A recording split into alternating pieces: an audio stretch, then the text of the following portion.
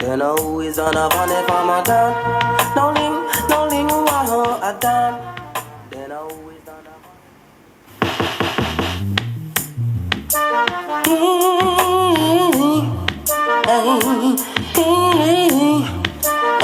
Yes, people. I'm a done. Then always on a funny from the done. No ling, wow, no, a done. Alright, people. Then always on a funny from the done. CL. I'm done. I know is that the honor. I'm done. I know is that the honor. I'm done. People of the world, welcome to this session with Delhi Sultanate. Taru from Bass Foundation Roots will be joining me. We're going to be discussing Soundclash. We're going to be discussing his upcoming appearance in the Quarantine Clash, which is happening on Sunday evening on the Major Lazer YouTube channel. Yeah, it's a big moment for Reggae India. We're all looking forward to it. The whole community is behind Taru, behind Bass Foundation Roots, representing India, flying the flag for us.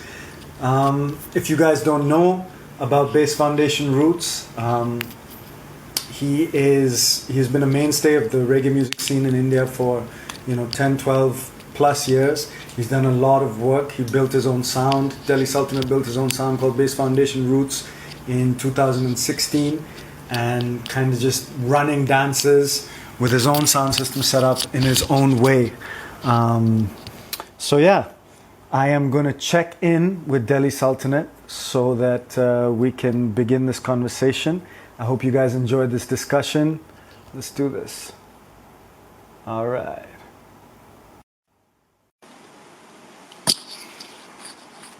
Shout out to everyone tuned in from all over. Yes, respect, Zeus. What's good? Yeah, man. Scene. How Everything are you, nice. Zeus? Man, What's up? It's the 1st of May. It's May Day. So I need to play a reggae tune for May Day, and then we start the conversation. Kick it off, my selector. All right, Yeah, hear man. this.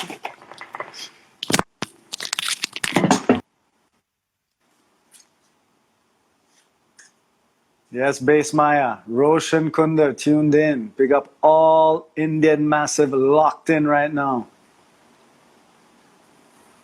Yes, sir.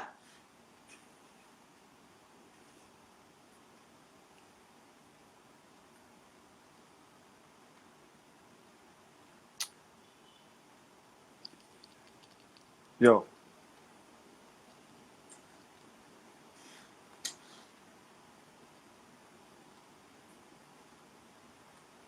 Okay, cool. Back. Did that translate, or something happened with the sound?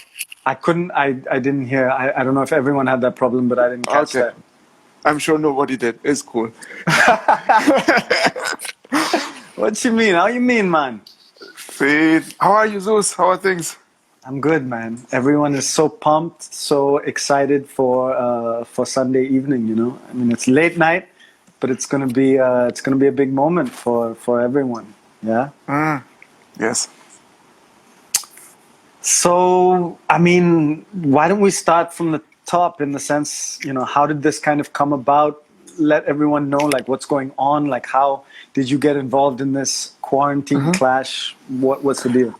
All right. I mean, look, let's first of all, what's going to happen? Like, they're organizing this quarantine clash series. It's like a competition, so there are rounds and you advance to the next. And this Sunday is going to be a clash between me and a sound from California called Jamaica One. And for those of you who don't know, like, Soundclash is really a very, very kind of foundational core ingredient of reggae music and sound system culture. It's basically when two DJs, two sound systems go to war against each other. And you have to use dubplates, which are exclusive recordings with Jamaican artists that have your name in it. And you start, usually it goes on for a long time. The quarantine clash format is 5-minute introduction round, then 2 10-minute rounds in which you try to kind of kill the other selector. And then it's a song for song.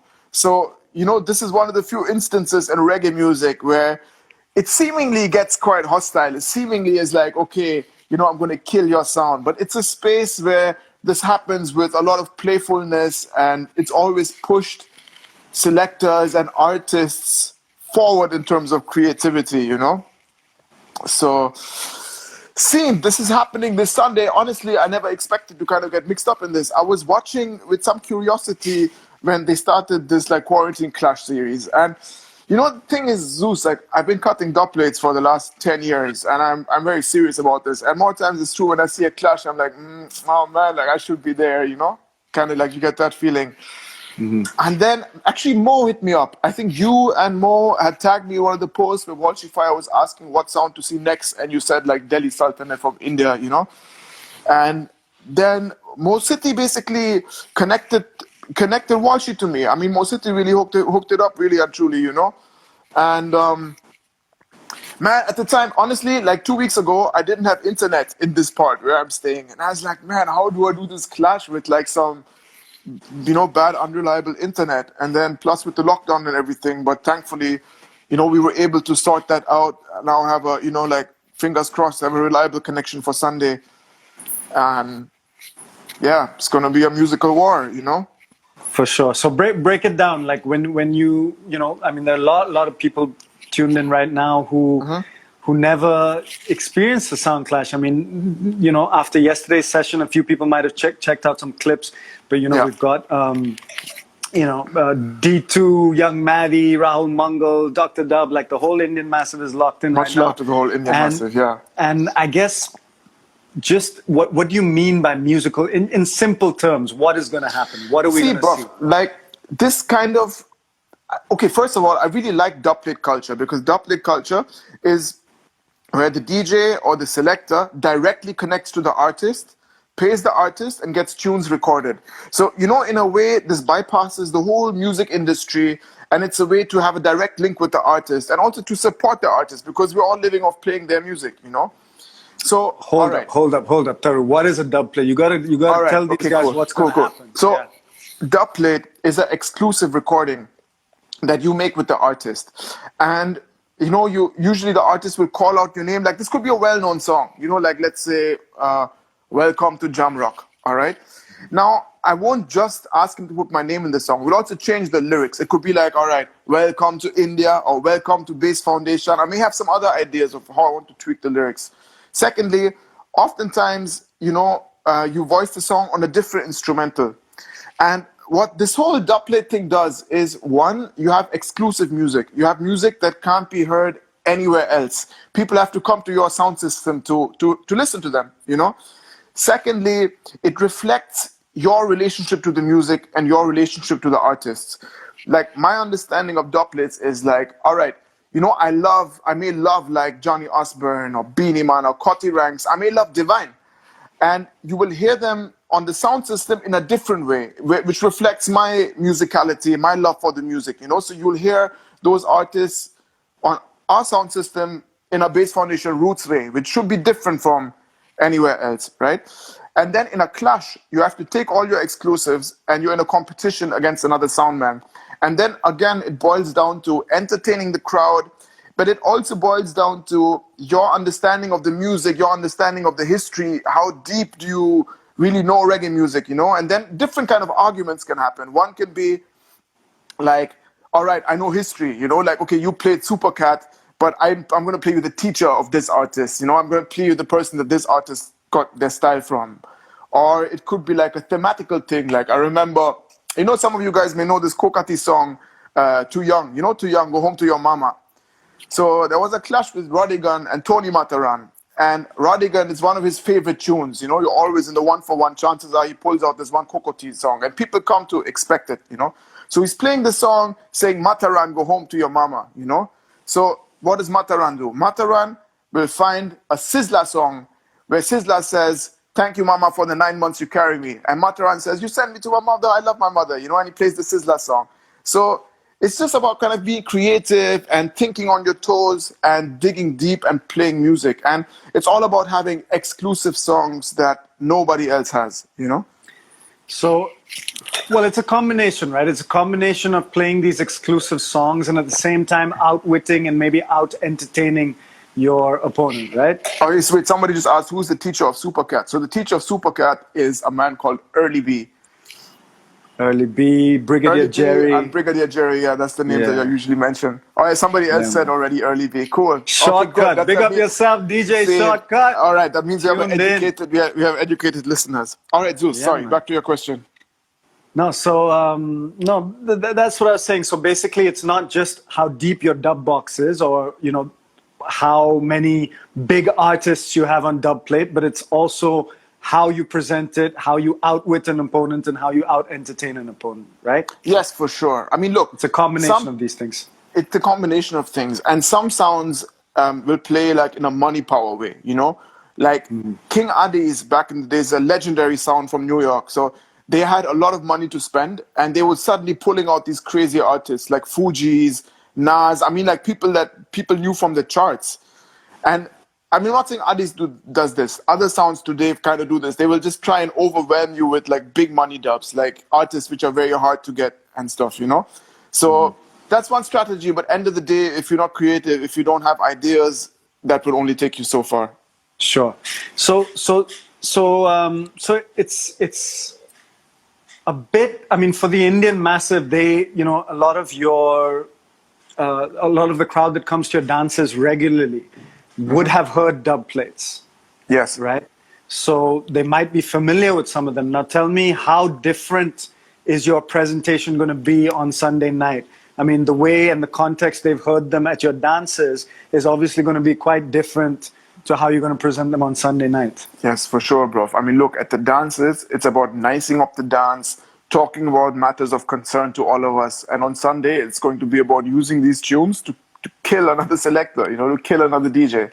And you'll notice that I don't only cut killing tunes, but the people who come to the dance will have noticed that a lot of the songs will mention Bass Foundation Roots as killing a soundboy. And maybe people have wondered, like, what does this mean? Why is it what's a soundboy and why is he talking about killing one, But, okay, so the presentation is going to be, one, I'm going to mix faster because these are short 10-minute rounds, So actually the way I voice my tunes, I like them to play structured, and some of these songs are 3-4 minutes long, but this is going to be fast. Secondly, it's going to be oriented towards killing Jamaican one. And there are some songs which I have, which are more kind of murder oriented, that I don't necessarily play them in the dance. You know what I mean? Right. Because Sure. like it's how talking about how you're the baddest and how you'll kill all sounds and stuff like this. So I don't necessarily need to play this at my own session. Yeah. Sure. Indian dubs. You know what? I'm not sure. Like, I think I'll drop at least. The rounds are so short. I mean, it's really difficult to like squeeze everything into 10 minutes because there's so much music that you want to play. But let's see. I'm going to keep this a surprise, whether there'll be an Indian dub plate or not. For sure. What about this? Like the whole. I mean, like, this is a side of you which, I mean, if like, for example, I know that this is something you've been, really looking forward to, and something you kind of been building these dub plates for. Yeah. But for the massive who doesn't, I mean, maybe just tell them a little bit about why this culture, how has it resonated with you, and where kind of did you really get into it? Where did you really get into Zeus. this? I mean, see, I spent my childhood in Europe where my mother was teaching Hindi. And I was lucky because I was in a small town where there was a reggae subculture. And they were slightly old. I mean, look, we were 13, 14. And there would be kids who would be 15, 16, who would be running a little sound system. And there was a youth center where they allowed us to, basically, they said, okay, Crime, you practice once a week and you can organize parties, This is where? So this is in Germany, small university town close to Stuttgart. So, when we were young, man, 14, 15, we pooled in 4 or 5 friends, started buying records, and then started organizing parties, like designing a poster, photocopying it and handing out flyers. And it was wicked. I mean, we had they had a club in the basement in this youth center, and suddenly we were like 14, 15 throwing dances, And I was emceeing at the time, not selecting so much, more emceeing. But man, we always were hungry for reggae music and for information and for news from Jamaica. I mean, this is like before the internet days. And there used to be sound tapes of the big Jamaican sounds. Kilimanjaro, King Addies, Stone Love. They used to be so hungry for these tapes, Zeus. There used to be like one tape, some kid from somewhere, don't even ask me where, would get one of these tapes from England or from Jamaica, and they would be copied endlessly. Like they'll be like, tape would be copied 100 times, and you listen to it again and again, and you would hear sound clashes. And just the excitement, the vitality of these clashes, hearing the tunes, you know, hearing songs that maybe we know, but they're just voiced with so much raw energy and in a different style. So we always admired this and aspired to like Soundclash, you know. And at that time, with great difficulty, I cut like 2 dubplates when I was 16, which I still have, you know. So we were a sound with a bunch of records and 2 dubplates.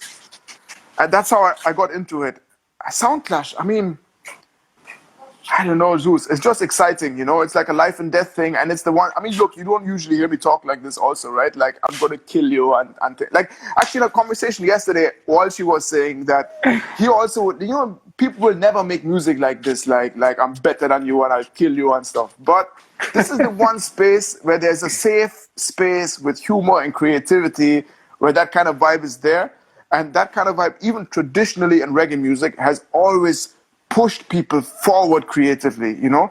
Like, honestly, like, this kind of sound competition and sound clash lies at the heart of reggae music. Like, from the first labels that were started in Jamaica, from the first productions, from the first reggae productions, the story behind it is that there were 2 guys competing with each other, trying to outdo each other musically and have exclusive music to play, you know? So it is reggae music. It's not like a little niche thing on the side, you know?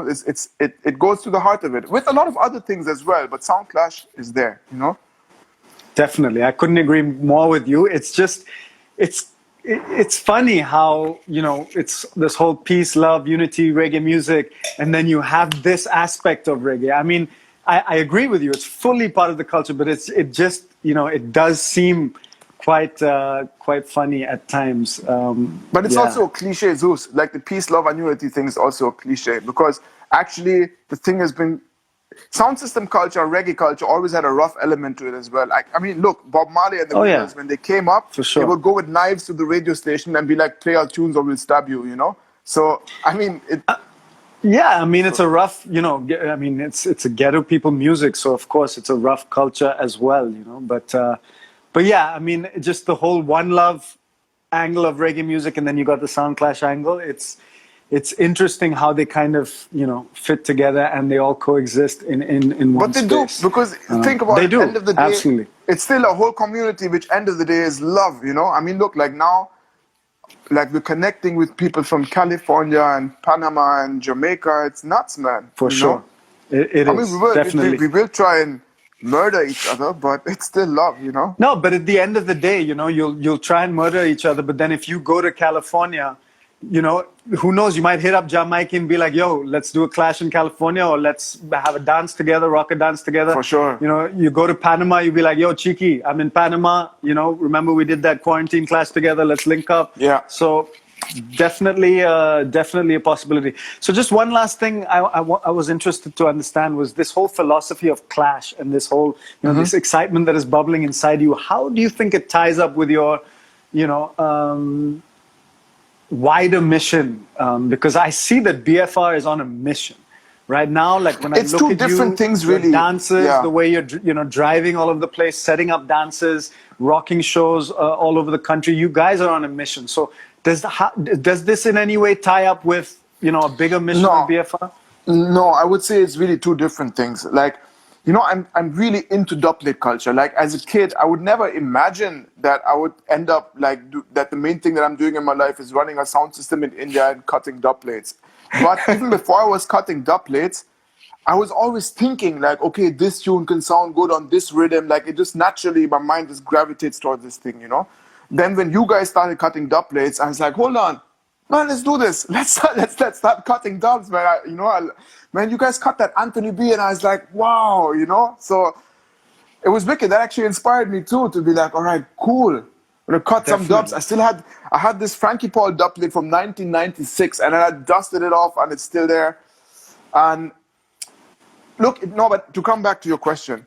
See, it's very different, and actually my attention also in the last couple of years has focused more and more on building in India, because it's like they say, you know, like dance a yard before you dance abroad. Like I cut dubplates, I have a passion for it, and I know that the Soundclash community, many of them don't know about me, but I know if they hear some of the tunes, they're like, You know, they're shocked. And for me, it's also nice because that's a part of my, my relationship to reggae music and love for music that I don't get to share with a lot of people, because sound system culture is quite nerdy in a way, like not a lot of people are so deep into, okay, Jaro has this tune, Trooper played this tune in 2005, that whole thing.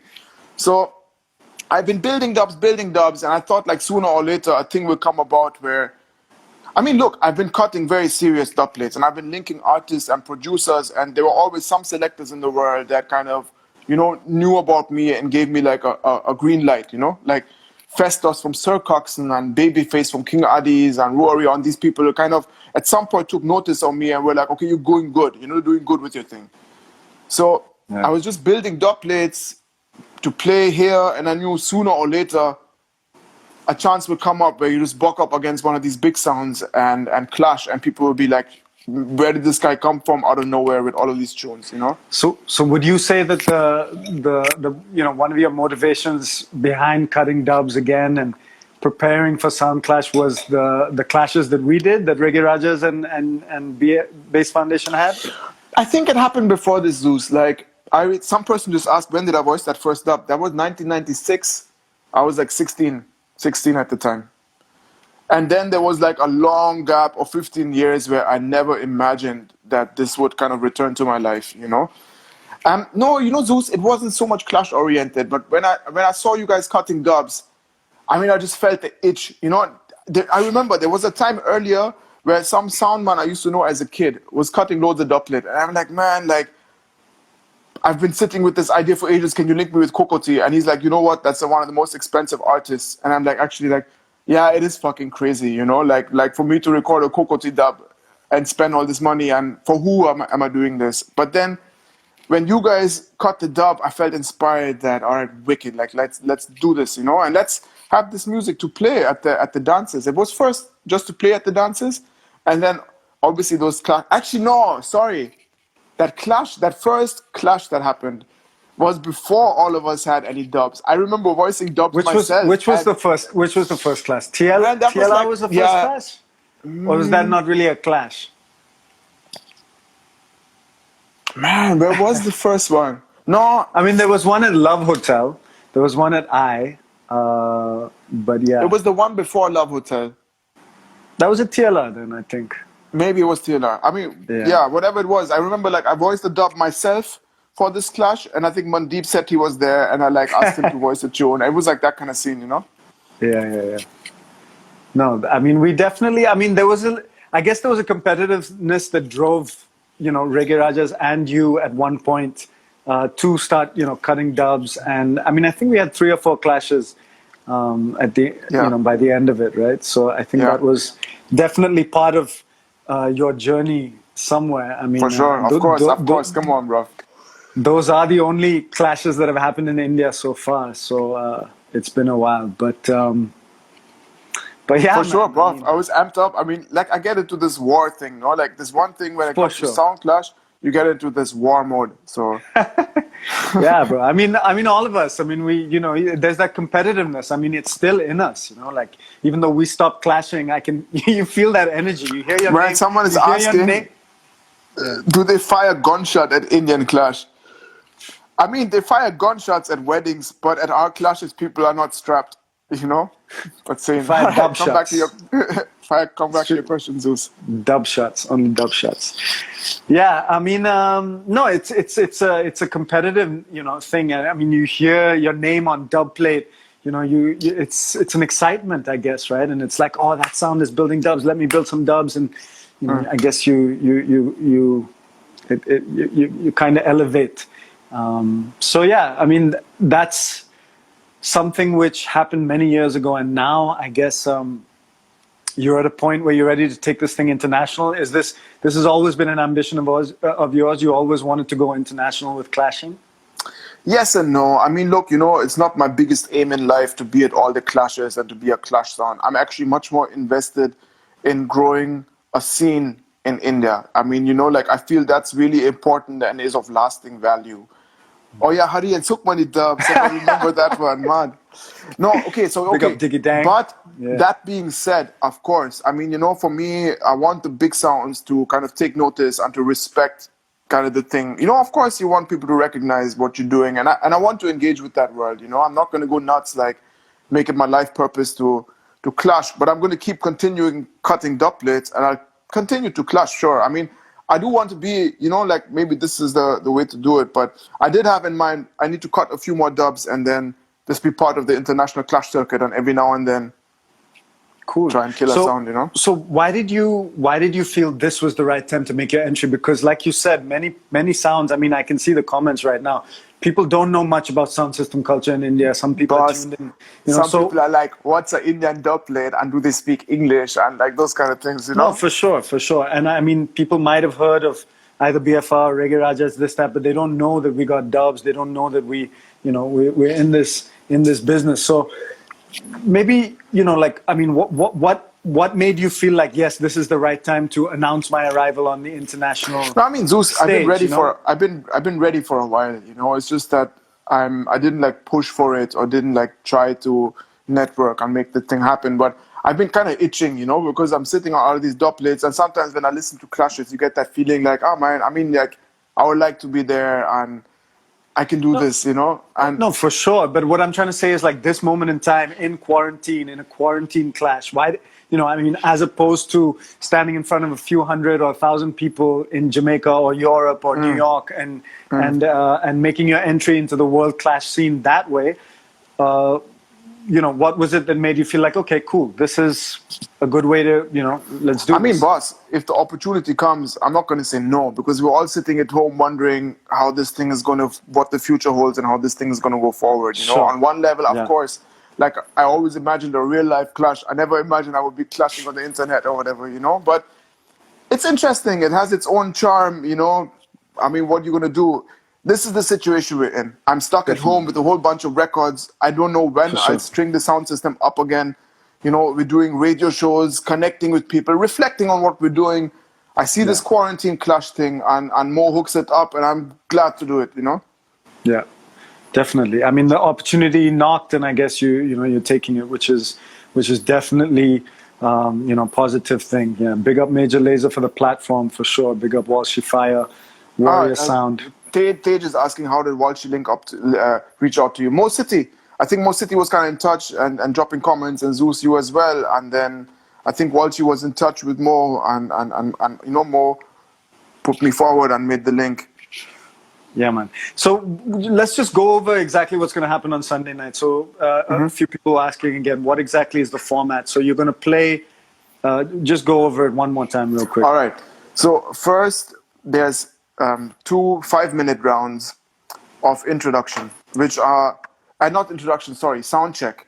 So you're playing for like 5 minutes just to check the sound, but people will start killing the minute they start playing music, you know what I mean? So, but officially, I suppose it's not counted. So you do a 5-minute sound check round each. After that, you play for 10 minutes. Then the next sound plays for 10 minutes. Then it's my 10 minutes again. And then it's what you, at the beginning, you flip a coin, and then the person who wins the coin toss decides who plays first.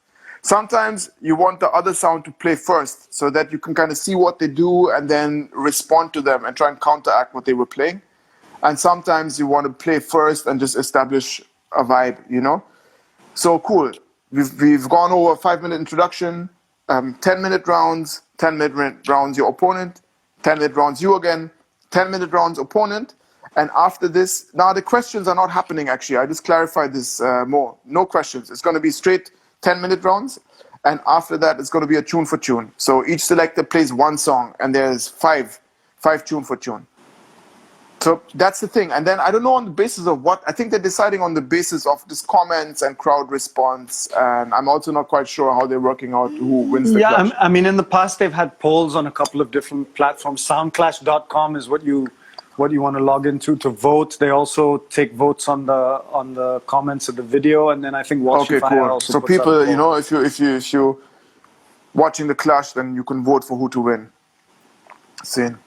Yeah, man, for sure. So, I mean, is there anything which someone just asked how is the setup going to be? So they're using Skype. they're using Skype to plug in a webcam and the sound card. So I'm going straight from the sound system into a sound card, and sound card is going into the computer. And I mean, so far we did the checks and it sounded pretty good, you know? Yeah, I mean, I think, you know, we're not really going for extreme high quality audio. It's probably, you know, it's the entertainment value which is making this a success, right? I mean, why is this concept, Quarantine Clash, really working as opposed to just a DJ set or something? It's because of the entertainment value. People Sure, want to, and I mean, you know, Zeus, honestly, I mean, killing and winning and all this is a part of it, but I think it's more than that. It's not just about that, you know. It's like we're playing music, we're trying to counteract each other. It's about building this community and just playing, and you know. For sure.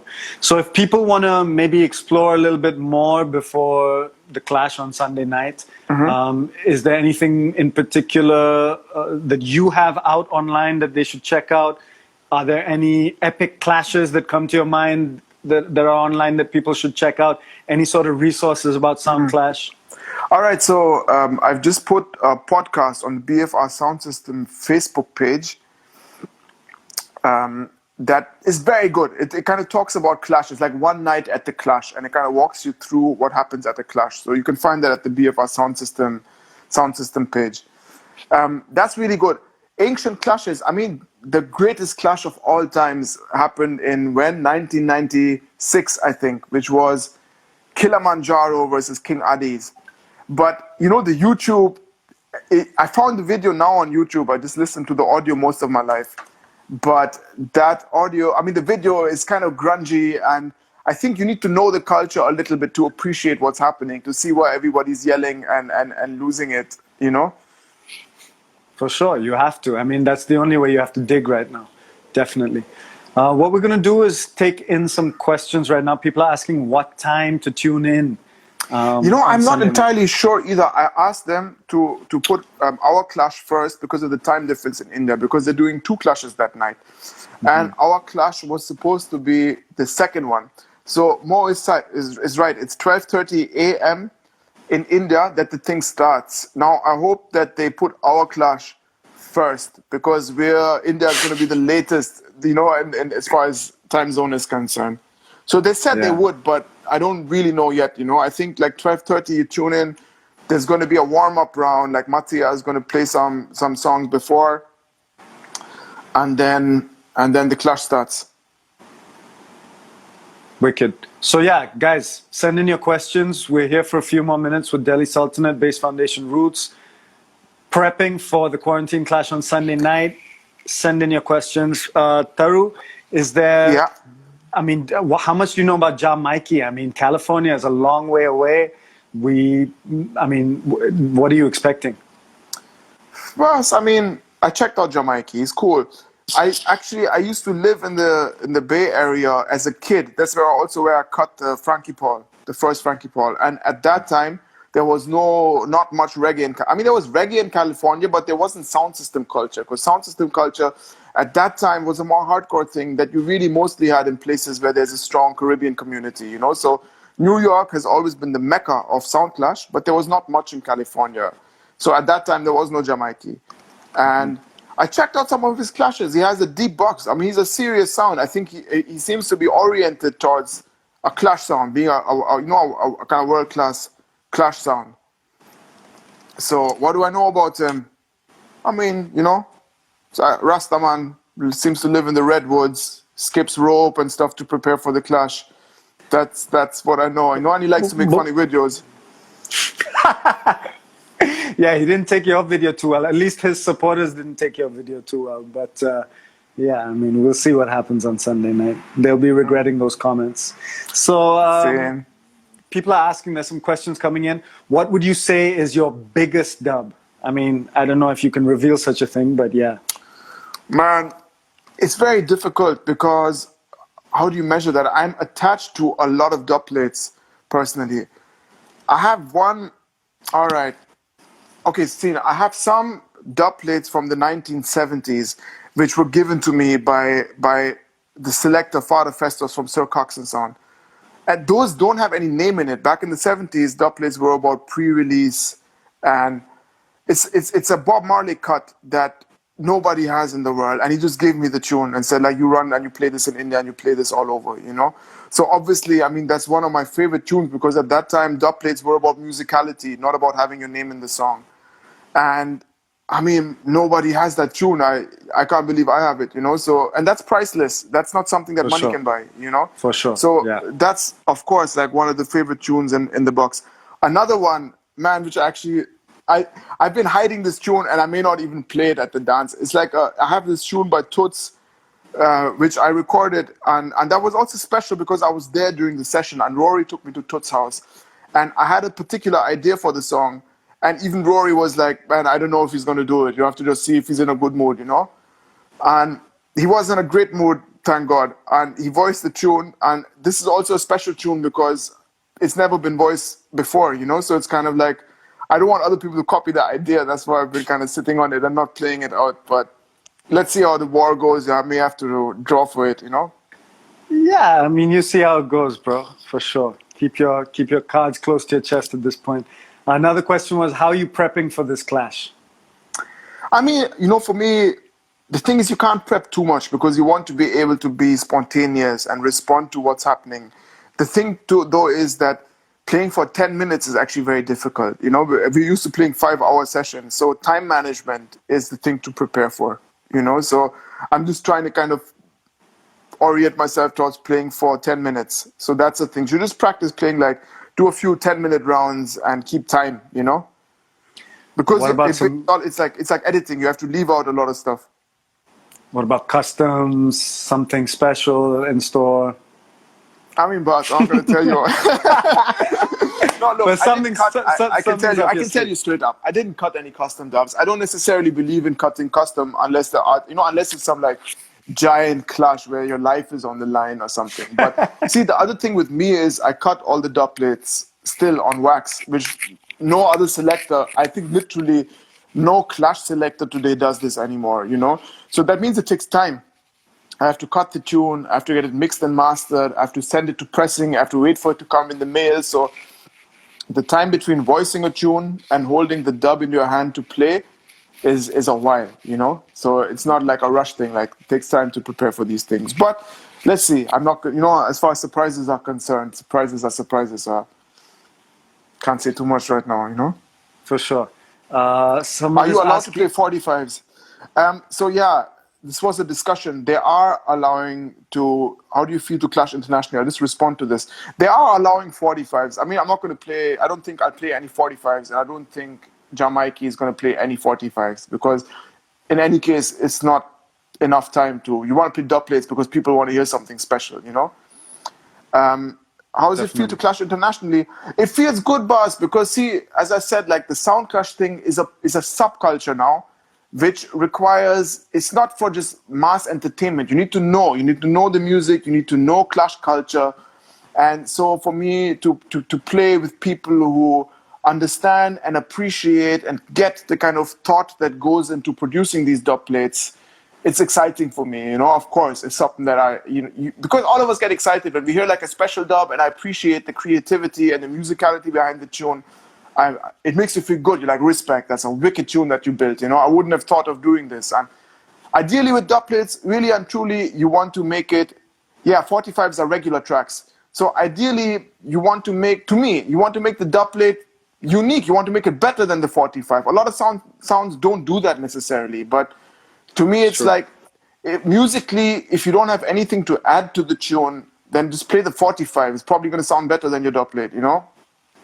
Someone asked, is there a particular dub plate you remember hearing from another sound where you were like, wow, that is, that's like, they really did something special with that tune? I mean, yeah, you hear that all the time. I mean,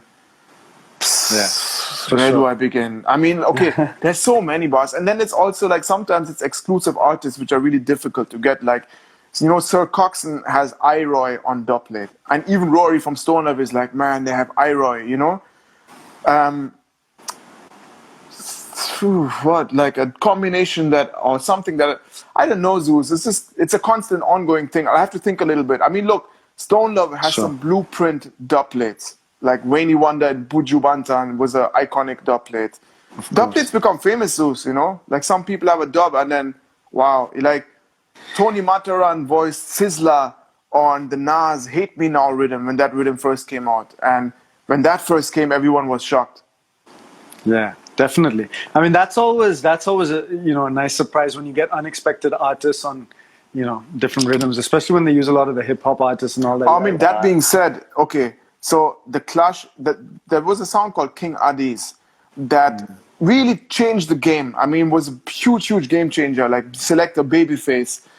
I mean, you couldn't predict what's going to happen. You'll be in a clash, and suddenly you hear like the Fugees with a reggae artist, or you hear like Wu-Tang Clan. I mean, Addies used to kill anything that came in its way at one point. I remember listening to a sound tape, and this was the time when Tony Braxton had a song on the radio called Never Breathe Again. And at some point, Babyface stops the music and plays a cappella, Tony Braxton, calling the other selector's name and saying, Ricky Trooper, wow, if you test Addies, you will never breathe again. And it's like, wow, that was just sent shockwaves, you know? Because he knew the bodyguard of Tony Braxton, who's a Jamaican guy called Biggs or Beast, I forgot his name. So yeah, anyway. So that's the story, you know, like there's lots of stories behind dub plates, how you manage to get the tune. Definitely. I mean, for you, it's, I mean, you take it to a next level because you actually press all your dubs. Just why don't you touch upon that? Like, why is this important to you? Why, you know, sound systems from all over the world, from Jamaica, the legendary sound systems from New York, Jamaica, Europe, they're all playing on digital and controllers and MP3s. What is it about vinyl? You know, what is it about pressing those dub plates that keeps you going? You know, Zeus, I think that the CD and MP3 thing actually hurt the music and hurt the culture. I'm not sure. I mean, you know, and everybody was watching Stone Love, and Stone Love switched to CDJs, and then every soundboy in the world switched to CDJs. But I don't think that really was an improvement, you know, because it's sound quality. There's so many aspects to this. I mean, I don't, you know, like for instance, all records used to get pressed in Jamaica, and there used to be big labels, and there used to be smaller labels with smaller artists, and you used to hunt for these songs. And all these labels collapsed and shut. And now it's some international streaming platforms which are in America or something somewhere. But having those labels, having artists hang out outside these labels trying to get a chance, I mean, that was vital to the industry, you know. Secondly, I mean, I love vinyl. There's something about watching someone go through records, pull out a record, put it on the turntable. Maybe he'll find the next tune, maybe he won't find the next tune. That's exciting to watch. And a lot of the times, sorry to say, like, it looks like selectors are reading email in the dance, you know? Like, I'm not trying to knock it. I mean, it's cool. You know, that's just how the thing developed. But for me, I always loved records. I bought a lot of records as a kid, and it just gives me a lot of joy.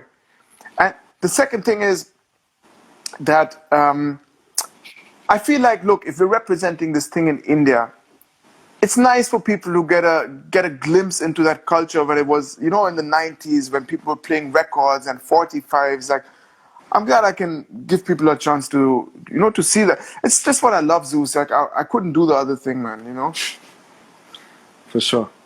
Yeah, man. I think, you know, there's, you know, just you and Balu are really repping the vinyl when it comes to reggae and, you know, dancehall, dub, and that really does make an impression on people. I think as, you know, pioneers in the scene, it's important that you guys are really doing it in this way so that people can at least see the roots, you know. Otherwise it's straight to MP3. It's totally Zeus, there's one more aspect to this. It's not just a love for, you know, handling vinyl or nostalgia for this.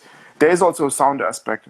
I strongly believe that, you know, vinyl is non-compressed. If you listen to vinyl on a good sound system, it creates a sense of physical well-being, especially if you're talking about listening to records for 3, 4, 5 hours. It just makes you feel good. People feel happy.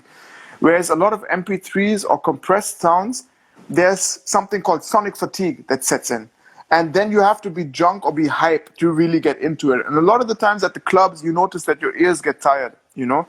So at the end of a 5-hour sound system session, people generally just feel happy and feel good. And they'd be like, okay, this was a great show. But part of this does not have to do with our performance. Part of that has to do with the technology. And I think that gets lost. And especially reggae music with this warm, big bass, horns, vocals. It feels more organic and it feels more human to me, playing on wax. And you compromise, you lose something, in my opinion, you know?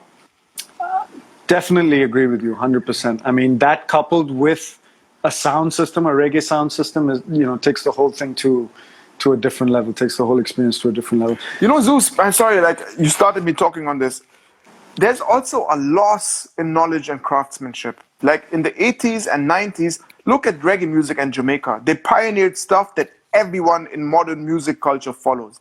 DJing on 2 turntables, remixing, MCing, having a delay on the vocals, all of that stuff, having raves. That stuff started with reggae music. And there was a time in the 70s, 80s, 90s where everyone in the world would try to go to Jamaica, record with Lee Scratch Perry, figure out what they're doing to make their stuff sound like this.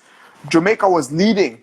Like ghetto culture from Jamaica was leading the world, bruv. And now we're in a situation where I don't think that's happening anymore. You know, like now it's like everybody just using the same controllers and you're a follower, you're not a leader, you know? And they were pioneering shit back in the days that, to me, that's a loss. Like people used to understand sound. Running a sound system meant you have to know the craft.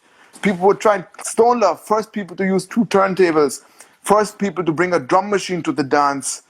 There's so many stories, and I feel that that has somewhat declined. Like it's everyone kind of sounds the same, everyone plays the same samples. I feel that way, you know. So yeah, same. I mean, there's definitely a, you know, yeah. I mean, I guess there is a bit of a resurgence, but definitely not as, you know, like it was in the times you were talking about. Are there a couple of tunes you want to play for us before we maybe end the session? You got something lined up? I don't have. I'm not going to play any dub there. Maybe I'll play like one dub that, you know, that's not going to give away too much. No, but you know what? I actually tried to play this song earlier. Let me put the amp on again. I was trying to play a song because it's May Day today, you know? So just to acknowledge the struggle, there's a song by Johnny Ringo that I was going to play. I'm just going to unplug the mic, comes through the speaker. And meantime, maybe I look through the dub boxes behind me and see if I can pull out something that kind of makes sense for today. But in the meantime, between time, listen to this.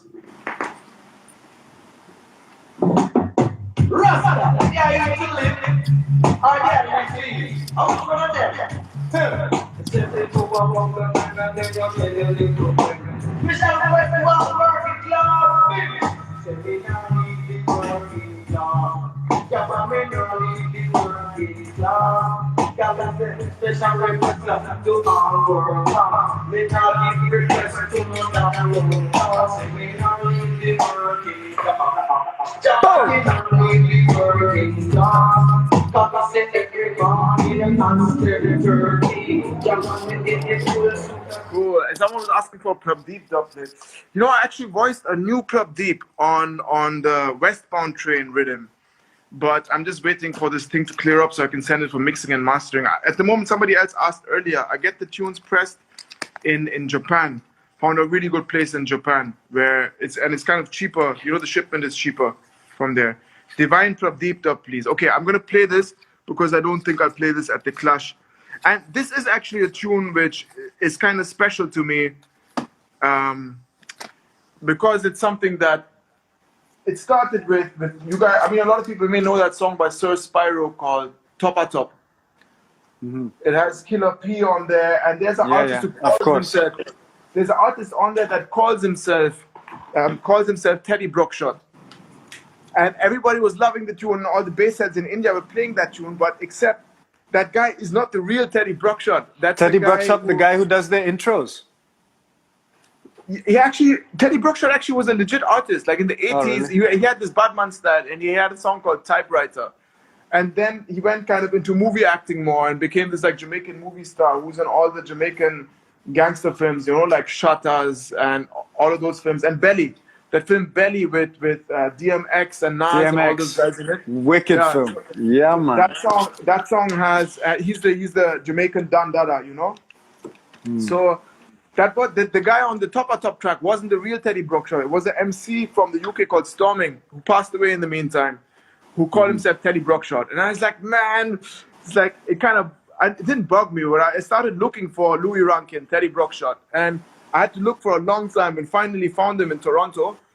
And so Louis Rankin and Teddy Brookshot are the same person? Same, same. Teddy Brockshot, okay. aka Well, Louis Louis Ranking, Louis Ranking he's got a lot of big tunes, right? I didn't know he went by Teddy Buckshot as well. aka Ox. He used to be friends with DJ Khaled and these guys. No one went more into the Clash things. Anyway, finally found Teddy Brockshot, and then I wanted to make an Indian version of Toppa Top and get like just the baddest artist here right now on it, you know? Yeah. So initially I was trying to get Neezy and Divine and Prabdeep and Teddy Brockshot like all on the same track. And Neezy at the time was going through a thing and I couldn't reach out to him. And then Divine also took a long time, and at some point the vocal was there. And then I found Teddy Brockshot. And then 4 months after we recorded the dubplate, Teddy Brockshot passed away in a car accident, you know? Yeah, man. So yeah, man, it's just mad. So then I did the hook. I got Teddy Brockshot to do the intro. I got Divine to do a verse. I did the hook on it. Prabdeep did a verse on it. I was kind of tempted to play the song in the Clash just to kind of let people know, but the song is like 5 minutes long, you know, and sing. So maybe at another time. But if people want, I can play it now. I mean, a lot of people are interested to see what type of dubs you have. I can see that there's some serious sound men and sound women tuned in. We're looking forward to see what type of style you're going to represent. Yeah, so, I mean, you know, there's some dubs that are too Clash oriented that I don't usually play at the dance too much. So I think even for people who come to regular sound system sessions, they'll get to hear. There'll be some that they recognize, but there'll be a few tunes that they haven't heard before either. You know. So all right, I'm going to play you the Teddy Brockshot and Divine. Yeah. Run it, selector. Derry, Sultanate. Divine. Prabdeep, lower ranking. Warning!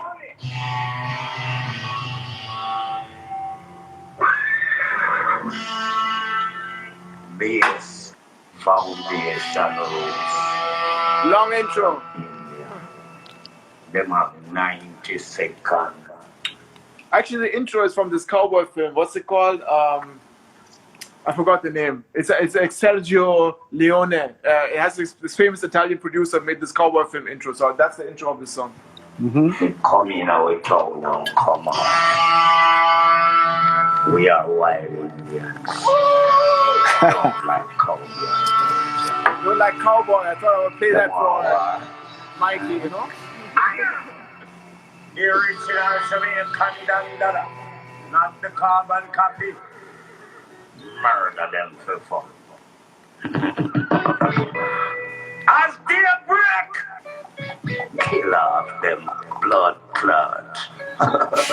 Divine. अचल की आवाज़ ये असल लफ़ाज़ ये सड़क की अंदाज़ ये मन की भराज़ ये हर झोपड़े के चूल्हे में आग ये नरमाहट की नीयत में दाग ये सभी जानवर यहाँ कोई साफ नहीं है उन्हें सत्तर के पीछे कोई बात नहीं है सारे नकली बच्चे तेरी एक्टिंग खास नहीं है अपने सत्य बच्चे बहुत वचन अब बात नहीं है हाँ पहले कांदे के बांध देते अभी तुझे फोकट में संगीत से ज्ञान देते रैप से पहले भी शान थे अब हम रैप से कमा लेते चल तेरे गाने जो जाने दे लग जड़े गाने से म्यूजिक में ना बैठेगा मेरे क्रू में जिगरी को बाजू में करने तो लगेगा डर चल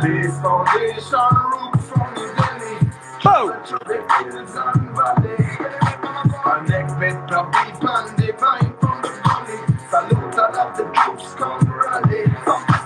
Murder sound boys and cowboys in the alley. With the sweet around Kill Valley. When the plate mash up the dancing so mimically. No, so we don't dilly, we don't dally.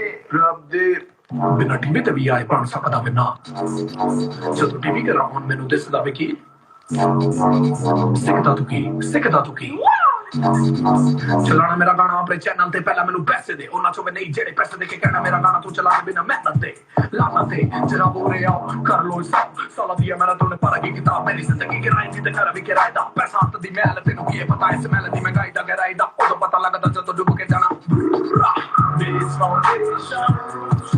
Bad. Top it up top. Sick.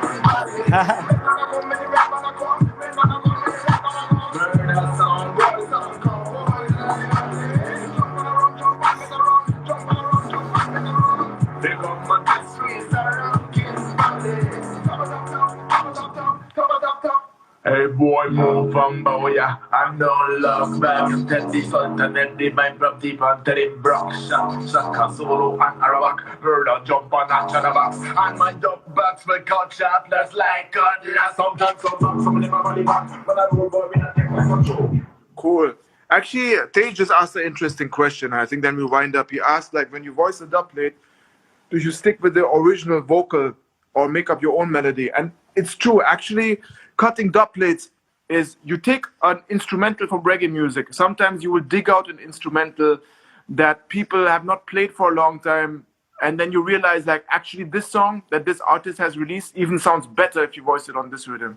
But what this requires is some musical understanding, because sometimes the key doesn't match, and you hear some sound boys cut dubplates, but they're out of key, and the song doesn't really match the rhythm. So it requires musical understanding to figure out what sounds good on what rhythm. And sometimes there's a lot of science and thinking that goes into it, you know. Like, to give you a brief example, like there was a song, there's a song called Mr. Big Stuff, a soul song, famous soul song. And in reggae, they released it too, and it used to be called Teacher, Teacher Rhythm, because there was a song by Dennis Al Capone called Teacher, Teacher. And nobody was using this rhythm for dubplates. And then a sound from Germany called City Lock took the Teacher, Teacher rhythm and cut dubplates on the Teacher, Teacher that made thematic sense, you know? Like Shabba Ranks has this song called Ting-a-ling-a-ling, School Bell a Ring, you know? So he would voice that School Bell Ring song on Teacher, Teacher. Buju Banton had a song called Driver. Driver, don't stop at all. So City Lock would change that to Teacher. So it'd be like, Teacher, City Lock are the teacher, you know? So you build kind of like a whole team with big artists. And then they became famous for this rhythm, Teacher, Teacher rhythm, you know?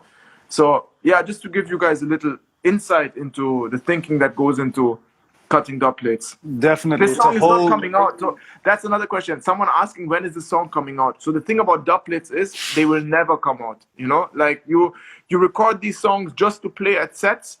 Sometimes, like, you know, Kilimanjaro, after Garnet Silk passed away, Garnet Silk was a great reggae artist, amazing reggae artist. And after he passed away, there's a sound system called Kilimanjaro that had so many Garnet Silk dubplates, and they were oftentimes better than the songs that he had released, you know? So after he passed away, Garnet Silk put out a CD, Kilimanjaro Remembers Garnet Silk. But otherwise, they're not... Dubplate is exclusive. You'll have to tune in on Sunday evening. All right, Taru, I think we'll wrap it up, bro. It's been a wicked session. Thank you so much for joining us. Yeah, man, respect. We're all behind you on Sunday evening. I'm sure the whole Massive crew will tune in. Big up, bro. Respect, Zeus. Yeah, See man. you soon. Yeah, man.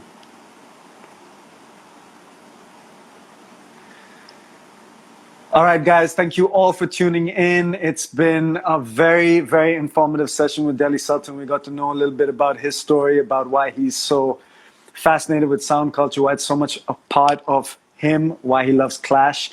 Like I said at the beginning of this show, he is participating, Delhi Sultanate Bass Foundation Roots is participating in the World Quarantine Clash 2020. It's an international event. He's representing India. Tune in on Sunday night, that's Monday morning, 12:30 a.m. Indian Standard Time on the Major Laser YouTube channel.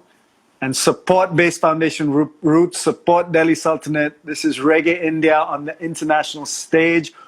World Quarantine Clash 2020. Big up Walshy Fire, big up Matea, Warrior Sound, big up Mo City for hooking this up, Box Out FM, Reggae Rajahs. We're on all platforms right now.